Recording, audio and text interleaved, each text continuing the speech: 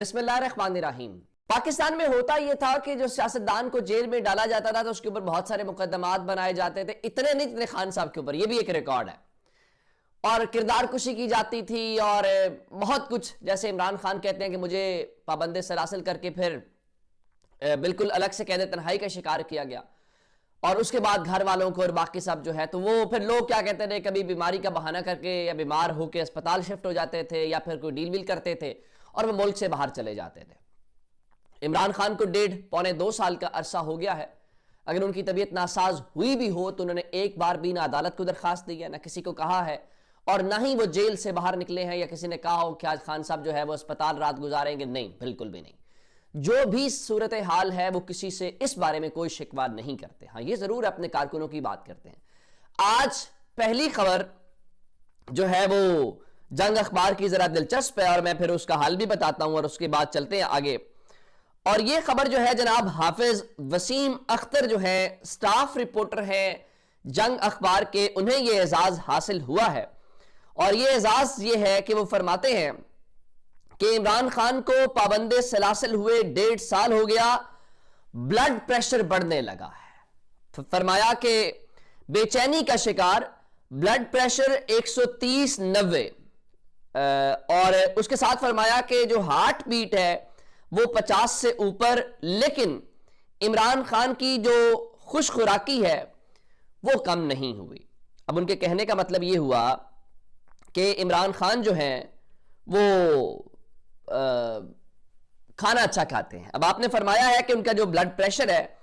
وہ 130/80 ہے، اور اگر آپ چلیں، میں ڈاکٹر تو نہیں ہوں، ہم سب کے گھروں میں، میری والدہ ہارٹ کی پیشنٹ ہیں تو ہم معمول میں ان کا بلڈ پریشر چیک کرتے ہیں،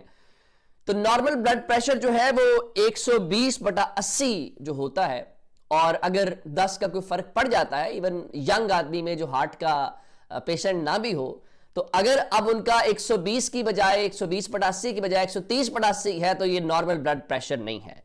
تو اب اس کے اوپر ان کی پریشانی ہے۔ اور پھر وہ یہ بھی کہتے ہیں کہ عمران خان کو نا ان کی خوش خوراکی کم نہیں ہو سکی اور ان کی ہارٹ بیٹ اوپر چلی گئی ہے۔ چلیں اس کا ایک حل میں آپ کو بتا دیتا ہوں کہ آپ پریشان نہ ہوں۔ ایک تو خان صاحب نے کوئی شکوہ نہیں کیا کہ مجھے کہیں پہ چیک کرایا جائے، اور انہوں نے یہ بھی نہیں کہا کہ اس حوالے سے کہ کوئی ایسی بات ہو، اور نارمل جو ہارٹ بیٹ ہے وہ بھی 60 سے 100 کے درمیان کاؤنٹ کی جاتی ہے، اور اگر یہ 50 ہے تو اس کا مطلب یہ ہوا کہ ان کی ہارٹ بیٹ 50 سے اوپر ہونا کوئی ایسی بات نہیں ہے، 60 سے 100 کے درمیان نارمل تصور کی جاتی ہے اگر آپ نے کوئی تھوڑا سا پڑھا ہو۔ تو اب یہ ہے پھر عمران خان والی وہی بات کہ ایک تو آپ پڑھے لکھے بھی نہیں ہیں، پھر آپ پڑھنے کی کوشش بھی نہیں کرتے، تو اس کا مطلب ہے کہ اگر آپ یہ بیانیہ بنانا چاہتے ہیں کہ عمران خان جی بیمار ہو گئے ہیں، عمران خان پریشر لے گئے ہیں، تو صرف ایک اتنی سی گزارش ہے، ان کو ایک کام کرنے دیں، ان کو رننگ کا موقع دے دیں، ان کو وہاں پہ جیل میں جاگنگ کا موقع دے دیں۔ تو میرا خیال یہ ہے، یہ جو آپ کا خیال ہے کہ تھوڑا اگر بلڈ پریشر کا فرق ہے یا ہارٹ بیٹ کا، جو کہ نہیں ہے اتنا، تو آپ جو ہے وہ آسانی سے اس مسئلے کا حل بھی نکال لیں گے، اور آپ کو خان صاحب یہ موقع نہیں دینے والے کہ وہ آپ کہیں کہ عمران خان بھی دیکھیں فلاں سیاستدان کی طرح بیمار ہو کے باہر چلے گئے، یا تو یہ میرے خیال سے ہوتا ہوا دکھائی۔ نمبر 1 خبر یہ ہے کہ اس میں آپ بیانیہ بنانے کی کوشش کریں، وہی بات جو کہتے ہیں کہ عمران خان نے NRO نہیں لینا، عمران خان نے NRO دینا ہے، اور یہ وہ ساری حرکتیں ہیں۔ دوسری خبر ذرا سنیے گا، عمران خان نے خط لکھا، اور وہ خط اوپن لیٹر تھا، اس پہ انٹرنیشنل میڈیا بات کر رہا ہے، جس میں پاکستان کا میڈیا بات کر رہا ہے، ہم سب اس کے اوپر بات کر رہے ہیں، تو سیکیورٹی ذرائع سے خبر یہ چلی کہ دیکھیے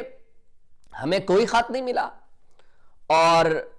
ہمیں دلچسپی بھی نہیں ہے خط وصول کرنے میں۔ بالکل ٹھیک ہے، ویسے عام طور پہ ہوتا یہ ہے کہ آپ سرکاری طور پہ، مثال کے طور کے اوپر میں چیف سیکرٹری کو یا وزیر اعلیٰ کو یا وزیر اعظم کو کوئی آفیشیل چیز لکھوں تو یہ نہیں ہوتا وہ کہ ہم نے ریسیو نہیں کرنا، آپ نے بائی لاس،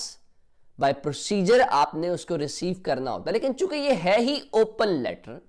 کنٹینٹ تو باہر آ گیا نا جناب، مقصد تو پورا ہو گیا،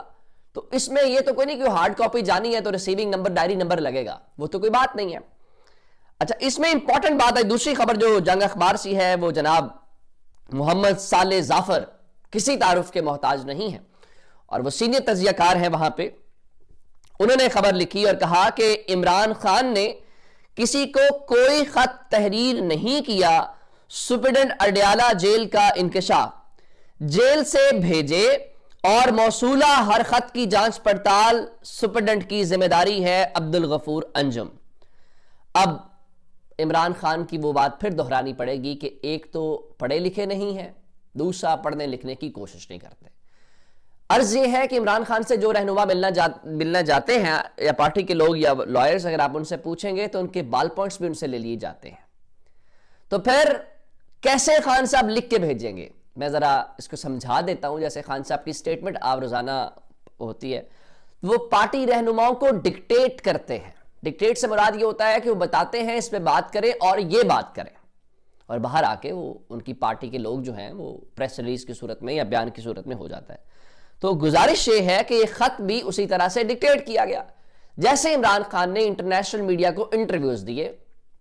اب انٹرویو جو تھے، کیا ان رپورٹرز نے جا کے خان صاحب کے سامنے بیٹھ کے بات کی ہوگی؟ نہیں، ان سے سوال کرتے ہیں اور وہ جواب دیتے ہیں۔ باہر آ کے ہمارے رپورٹرز جو جاتے ہیں وہ بھی اسی طرح سے کرتے ہیں۔ تو جناب کا یہ کہنا کہ وہ خط وایا سپرڈنٹ جانا تھا، یہ وہی خواہش ہے کہ نہ تو کوئی خط ملا ہے نہ کوئی خط ہم وصول کریں گے۔ تو یہ دو باتیں، پہلے آپ کہتے ہیں کوئی خط ملا نہیں ہے، اب بات یہاں تک پہنچ گئی ہے کہ جناب کوئی خط جو ہے وہ لکھا ہی نہیں گیا۔ تو اس کا مطلب یہ ہوا کہ یہ جو بیانیہ بنانا ہے، یہ جو فیکٹس کو لوگوں تک پہنچانا ہے، یہ آپ کے بس کی بات نہیں ہے، آپ سے نہیں ہو پا رہا، آپ سے نہیں ہو پائے گا۔ اور پھر وہی بات کہ ہم تو بہت کمپیٹنٹ سمجھتے تھے،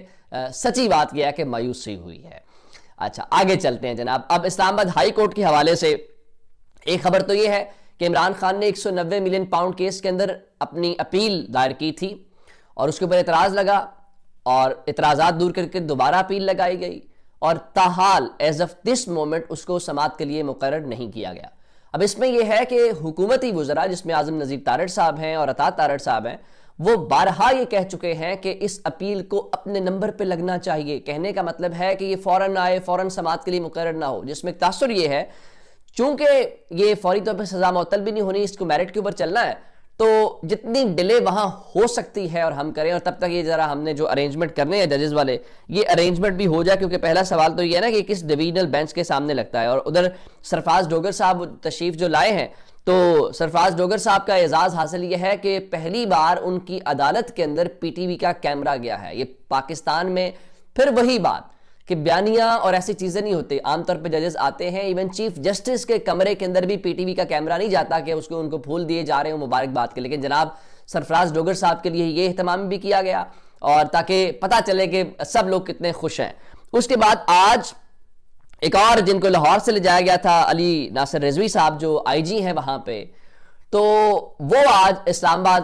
ہائی کورٹ گئے اور انہوں نے جو جسٹس سرفراز ڈوگر صاحب ہیں ان سے ان کے چیمبر میں نہ صرف ملاقات کی بلکہ انہیں مبارکباد پیش کی۔ اچھا یہ پہلا موقع غالباً ہوگا کہ آئی جی جو ہیں کسی کو جج بننے کے اوپر، چلیں چیف جسٹس کے حوالے سے بات سمجھ نہیں آتی لیکن جج بننے کے حوالے سے ہو، تو میرا خیال اگر اس طرح کام شروع ہو گیا تو آئی جی صاحبان کو باقی کام تو پھر چھوڑ دینے چاہیے اور انہیں مبارکباد جو ہے وہ دیتے رہنا چاہیے۔ میں اس کے اوپر ایک لطیفہ گاؤں میں سنا سکتا ہوں کہ مبارکباد دینے اگر کوئی کسی کے ہاں کچھ ہو یا تو کون آتے ہیں تو وہ ذرا غیر مناسب ہو جائے گا۔